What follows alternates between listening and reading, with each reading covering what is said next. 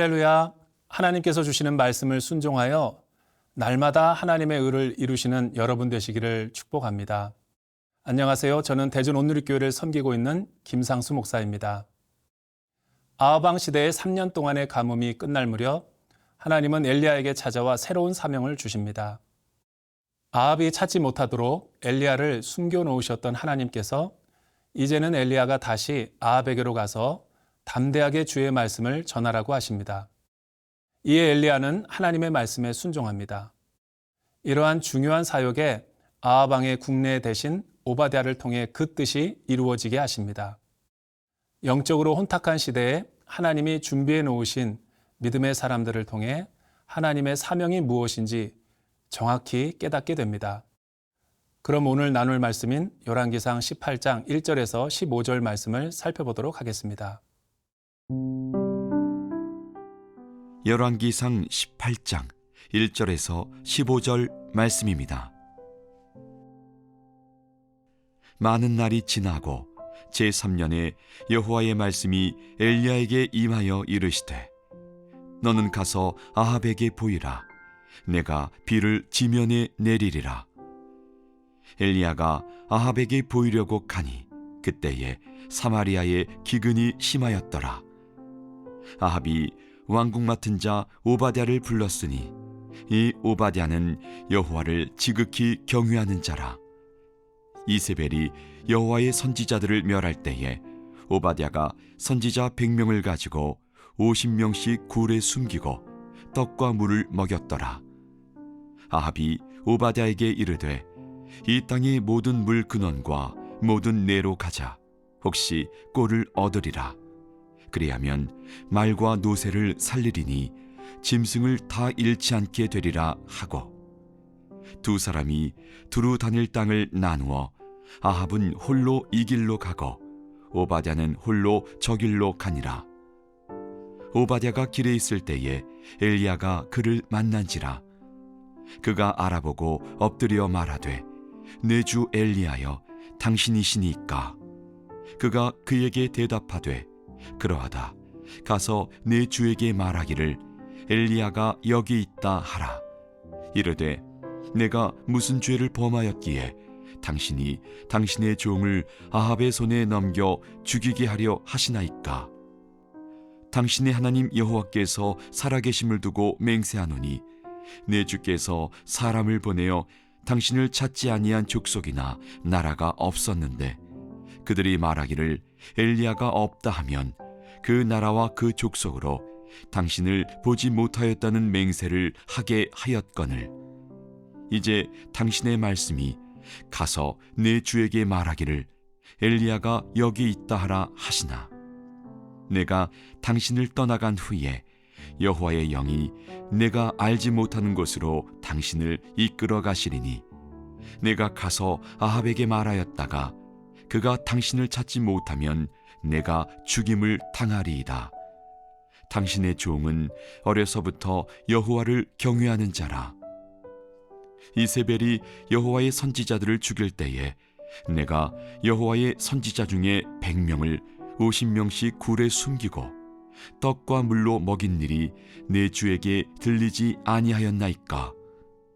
이제 당신의 말씀이 가서 내 주에게 말하기를 엘리야가 여기 있다 하라 하시니 그리하면 그가 나를 죽이리이다.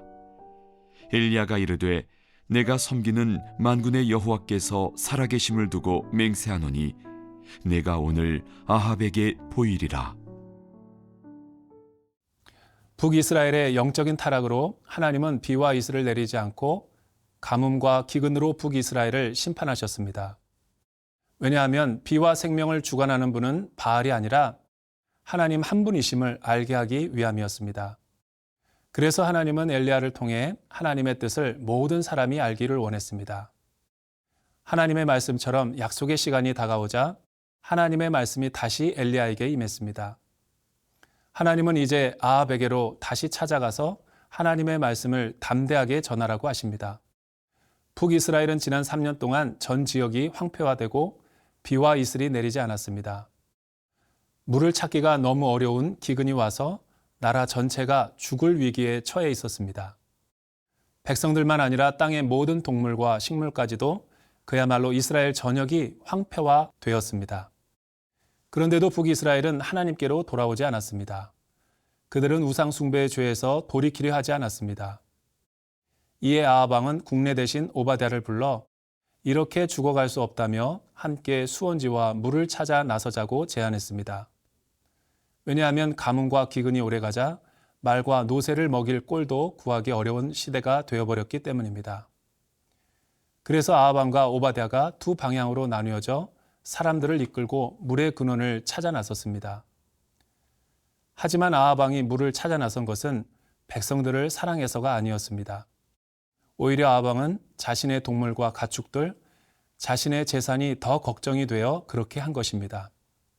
이와 같이 아합은 백성들의 생명보다 다산과 풍요와 물질의 신인 바알 신앙을 더 소중히 여겼던 것입니다.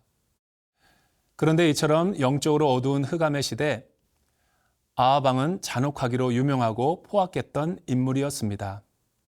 아합 왕의 충신이며 그와 함께 물을 찾아 나선 오바댜는 도대체 어떤 인물로 성경에서 묘사하고 있습니까?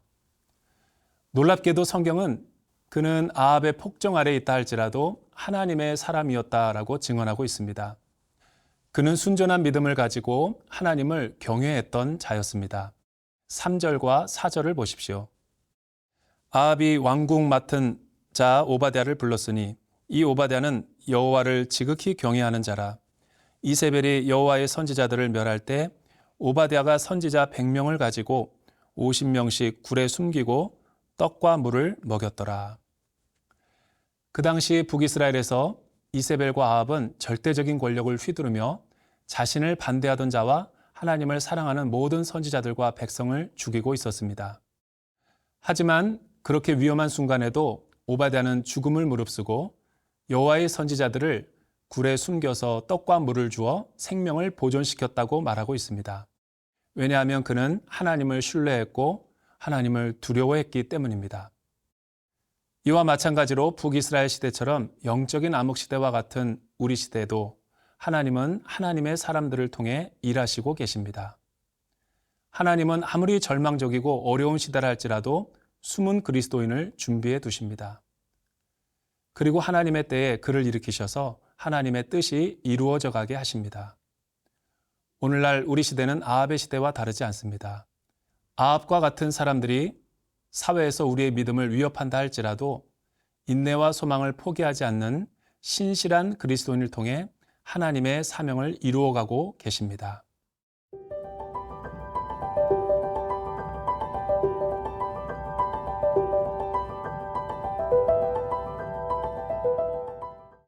아합 왕의 강권으로 물을 찾고 있던 국내 대신 오바댜는 길을 가다가 우연히 엘리야를 만나게 됩니다. 엘리야를 먼저 알아본 오바댜는 너무 놀라고 당황스러워합니다. 왜냐하면 그는 너무나 유명했던 인물이었기 때문입니다. 오랫동안 아합 왕이 엘리야를 그렇게 찾고 싶어 했으나 또 이스라엘 전역에서 수배를 내려 찾으려 했지만 아무도 찾지 못했기 때문입니다. 그는 아합 왕에게 그토록 찾기 원했던 특별 지명 수배자였던 셈입니다. 그런데 지금 우연하게 엘리야를 만나게 되었던 것입니다. 이에 엘리야는 오바댜에게 아합 왕을 만나고 싶다고 제안합니다. 그러자 엘리야의 존재를 아합 왕에게 알리라는 말에 국내 대신 오바댜는 어떻게 반응했나요? 9절과 12절을 보십시오. 이르되 내가 무슨 죄를 범하였기에 당신이 당신의 종을 아합의 손에 넘겨 죽이게 하려 하시나이까? 내가 당신을 떠나간 후에 여호와의 영이 내가 알지 못하는 곳으로 당신을 이끌어 가시리니 내가 가서 아합에게 말하였다가 그가 당신을 찾지 못하면 내가 죽임을 당하리이다. 당신의 종은 어려서부터 여호와를 경외하는 자라. 첫 번째 반응은 오바댜가 엘리야의 말을 신뢰하지 못합니다. 왜냐하면 그는 익히 엘리야의 소문을 알고 있었기 때문입니다. 만약 엘리야의 말처럼 자신이 아합 왕에게 이 소식을 전하러 가는 순간 하나님의 영이 엘리야를 보호하기 위해 그를 다른 곳으로 데리고 간다면 어떤 일이 벌어질지 자명해 보였기 때문입니다. 그래서 엘리야에게 아합 왕과 이세벨의 잔혹과 포악함을 말해줍니다. 그동안 얼마나 엘리야를 잡기 위해 혈안이 되었고 노력을 했는지도 말해줍니다. 만일 잘못된 정보를 제공할 경우 사람들이 어떻게 죽게 되었는지도 말해줍니다. 할 수 없이 과거 자신이 하나님 앞에서 어떤 삶을 살아왔는지 간증도 말하고 있습니다. 자신은 하나님을 사랑하고 하나님의 편에 섰으며 그동안 자신이 어떻게 하나님의 선지자들을 섬겨왔는지 구체적으로 말합니다. 자신은 이세벨이 하나님의 선지자들을 죽이려 할 때도 목숨 걸고 살려내었다라고 말합니다. 그런데 지금 아합 왕에게 가면 자신은 허무하게 죽게 될 것이라고 걱정하자 엘리야는 절대 그럴 것이 없다고 여호와의 사심을 두고 맹세하여 도망하지 않고 아합을 만날 것이라고 설득을 합니다. 그렇다면 엘리야는 왜 오바댜가 만류함에도 불구하고 아합 왕에게 가려고 했을까요? 그것은 하나님의 말씀 때문입니다. 하나님이 말씀하셨기 때문에 믿음으로 순종하려는 것입니다. 비를 주관하고 비를 내리시는 분이 바알신이 아니라 살아계신 하나님이심을 역사에 드러내기 위함이었습니다. 3년 동안 하나님이 그들을 심판하셨다면 이제 자신을 통해 구원과 회복의 말씀을 주시려 함을 믿고 있었기 때문입니다. 엘리야는 눈앞에 아합을 두려워하기보다 하나님께서 자신을 부르셔서 맡기신 사명을 더 중요하게 생각한 것입니다. 오늘 우리는 각자의 삶에서 하나님의 말씀을 들을 때 어떻게 반응하며 순종하고 있습니까?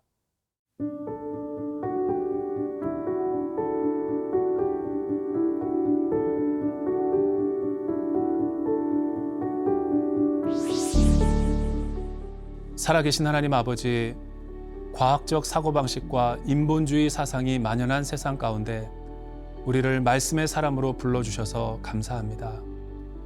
말씀이 없는 위기의 시대, 엘리야가 보여준 믿음의 순종처럼 하나님이 가라 하는 곳에 가고 하나님이 멈추라 하는 곳에 멈추어서는 믿음의 사람이 되게 해 주십시오. 예수님의 이름으로 기도드립니다. 아멘.